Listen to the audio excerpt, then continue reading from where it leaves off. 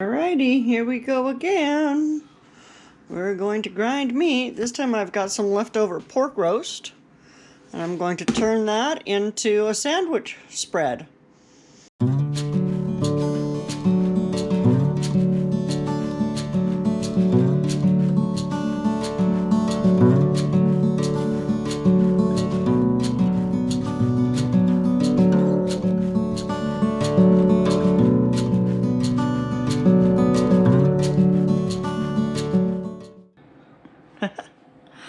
Okay, so here we go. I've got my pork cut here, and I've got everything set up here. And if you don't know how to attach this, which I didn't know how to do the last time we did this, it's really quite simple. I was very impressed with how simple it was. Well, we'll see. We'll see if I did it right again the second time. I had Dave to help me the first time. Anyway, we've got sliced our chunks of pork into slices that'll fit down inside here, and we've got our little sticker thing, or our stabby thing, to push stuff down. And I've got this in lock position, and I'm gonna go for it. I'm gonna see what happens.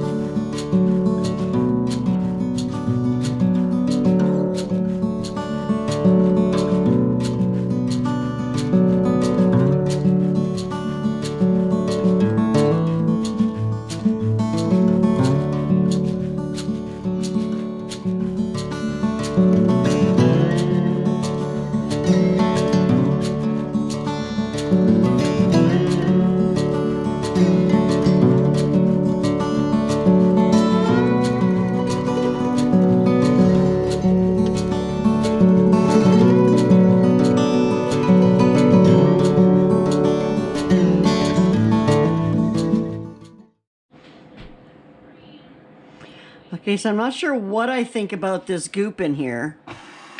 Let's see if any of it pushes out. And there we go.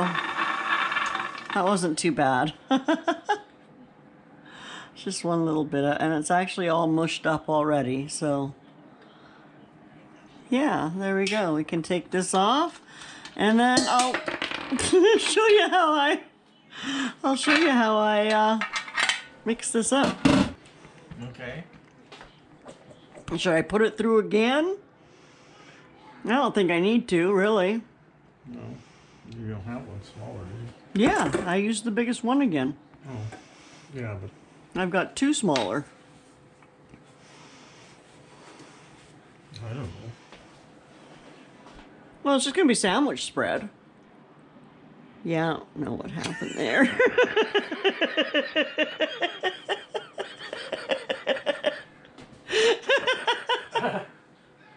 Hey, a little bit dribbled out when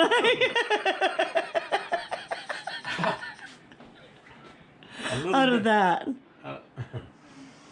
When I was moving it. Some dribbled. Some dribble. I didn't do it on purpose. It dribbles. Yeah, whatever. Okay.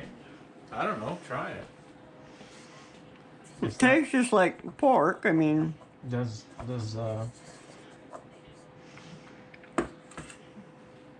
about the size of tuna fish, right? Oh. yeah. No? Yeah, exactly. Okay. Try it. Okay.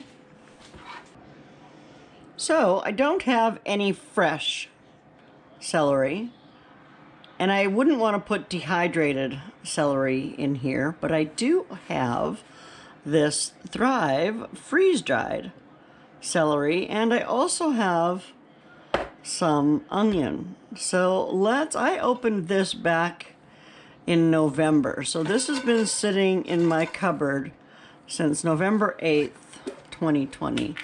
And look at that celery. Like, it just needs to be refreshed a little bit with a little bit of water or moisture. And I'm actually going to use, I think, the mayonnaise and the mustard and the sweet relish that I'm going to put in there, I'm going to use those as my moisteners for this. Now there's not much celery left in here, and I did finally get some more, so I'm just going to dump all of that in there. And the onions, they'll just be opened today because I just finally got some. They were out for the longest time, but look at that onion. That's just beautiful, right? Let's get this guy out. Little oxygen absorber. Do not microwave, do not eat. But anyway, look at that little bit of onion. I'm just gonna throw, can you see that? It's just already, it's perfectly diced up. All it's crying for is a little bit of refreshing with some moisture, and it's going to be fabulous. That means I will have to let this sit for a little while because it's not going to just automatically magically be moist, right? Especially not right out of the can like that. Now I could, if I had wanted to, I could have put them into a little bit of a bowl with some warm water and let them sit for 5 minutes, and they would have moistened right up, and I could have tossed them in here. But I like the idea of moistening them up with the things that I'm cooking them with or making them with, right? Like I use the Thrive Foods a lot when I'm making soups and stir fries and all that kind of stuff. Now I don't want to put that in there too high.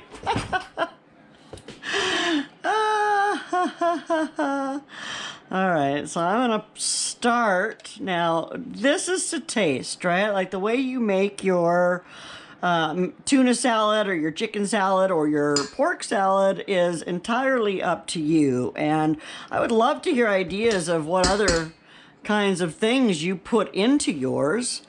I put some kind of a mayonnaise, Miracle Whip, whatever I have on hand. Some mustard.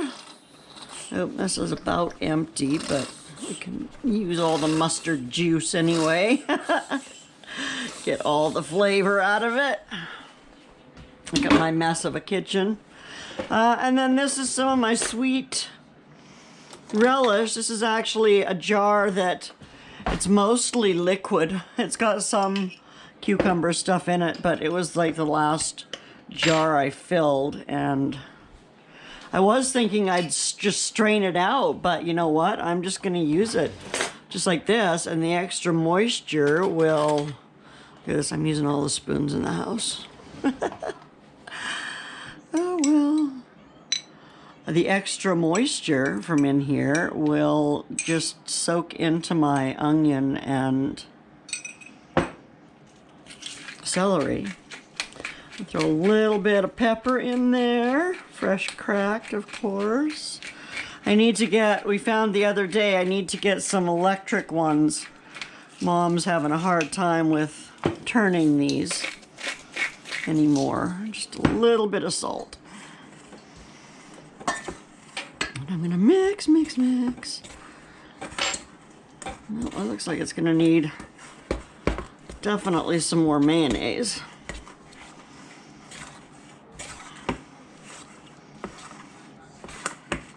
I can smell that celery as it's refreshing.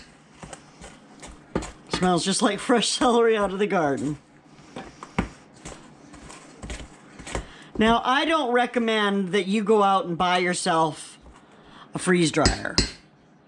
I really don't, unless you're somebody who has a large family and you grow all or most of your food yourself. Then spending the $4,000 to get even the smallest model really doesn't make practical sense. It doesn't, because by the time you get your money out of that, in value of the money that you would save freeze drying your own foods, it's going to be so old and breaking down by then that it's just not going to be worth it. If you have a big family and you put up a whole lot of your food, I tell you what, freeze dried is the way to go. It's so much more like fresh that like you just can't beat it, right? There we go. That's looking a little better.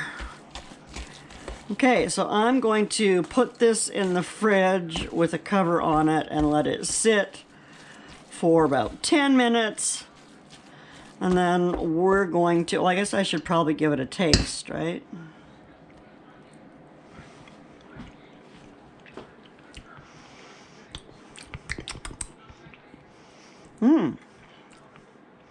It's very good.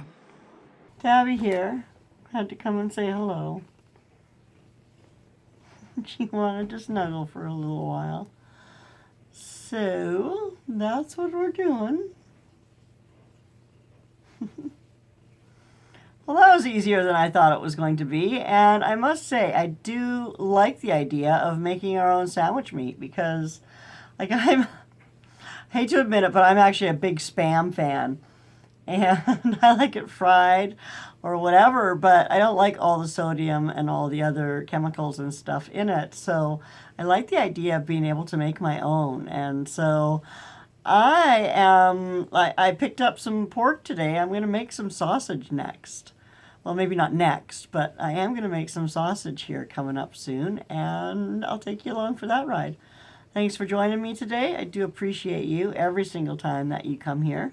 And like I said, it's free to subscribe, so you should. Tabby would really appreciate it. She might even say hello if you do. She might even look at the camera. But then again, maybe not. Anyway, we do appreciate you. And I hope you have a fantastic day. Oh, a shout out. I have to do a shout out, don't I? Who should I shout out, Mom?